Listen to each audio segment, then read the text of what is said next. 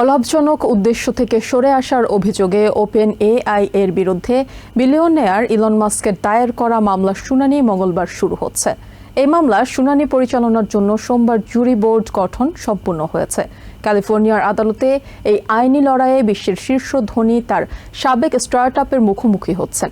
Open AI এর chat GPT এখন মাস্কের XAI ল্যাবের তৈরি গ্রক চ্যাটবটের অন্যতম প্রধান প্রতিযোগী হিসেবে দাঁড়িয়েছে।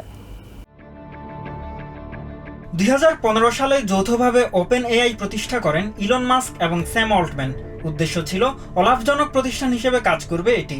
পরবর্তীতে ওপেন এআই বাণিজ্যিক প্রতিষ্ঠানে রূপান্তরিত হয়েছে দাবি করে এই উদ্যোগ থেকে সরে যান মাস্ক। অন্যদিকে ওপেন এআই এবং অল্টম্যান এই অভিযোগ অস্বীকার করে।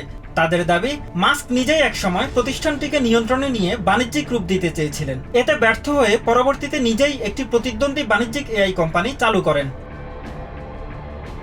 পরবর্তীতে 2024 সালে ওপেন এআই, অল্টম্যান এবং মাইক্রোসফটের বিরুদ্ধে মামলা করেন মাস্ক, যেখানে ক্ষতিপূরণ হিসেবে $100 বিলিয়ন বেশি দাবি করা হয়। সোমবার মাস্ক ভার্সেস অল্টম্যান মামলাটি পরিচালনায় 9 সদস্যের জুরি বোর্ড গঠন সম্পন্ন হয়। অল্টম্যান নিজেও এই সময় উপস্থিত ছিলেন। ওপেন এআই এর আইনজীবী বিল স্যাভিট দিনটিকে খুবই ভালো দিন হিসেবে অভিহিত করে জুরি বোর্ড নিয়ে সন্তোষ প্রকাশ করেন। Judge presided over the selection of a jury of 9 Californians, and Mr. Altman, Mr. Brockman, and OpenAI are looking forward to presenting their case to that jury. তিনি আশা প্রকাশ করেন, জুরি বোর্ড সব ধরনের পূর্বধারণা পাশে সরিয়ে রেখে তথ্যের ভিত্তিতে মামলাটি বিচার করবে। নিজেদের অবস্থান এবং তথ্য প্রমাণের ব্যাপারে পূর্ণ আত্মবিশ্বাস রয়েছে বলেও জানান তিনি। So we just want the jury to see that, and we think any fair jury will understand our position, and we think they'll side with us, and we think we've got a jury that'll do that. Jury board গঠন হওয়ার পর মঙ্গলবার থেকে এই মামলার প্রাথমিক শুনানি শুরু হওয়ার কথা রয়েছে। অন্যদিকে এদিন ওকল্যান্ডের আদালতের বাইরে জড়ো হয়ে বিক্ষোভ শুরু করেন কিছু মানুষ।